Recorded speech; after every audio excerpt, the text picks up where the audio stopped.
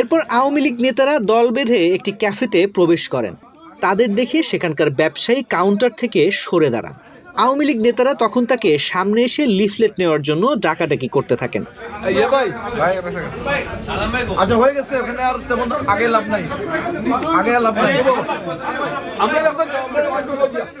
তবে এতে সাড়া দেননি ওই ব্যবসায়ী।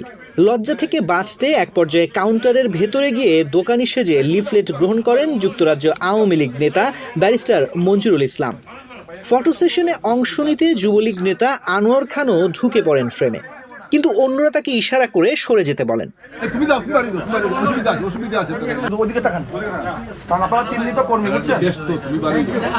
এভাবে ব্যবসায়ীদের কাছে পরপর প্রত্যাখ্যান হয়ে লিফলেট বিতরণে আর বেশি দূর অগ্রসর হননি আওয়ামী লীগের পলাতক মন্ত্রীরা। পূর্ব লন্ডনের রাস্তায় নেতা কর্মীদের নিয়ে ফটো সেশন করেই ক্ষান্ত দেন তারা।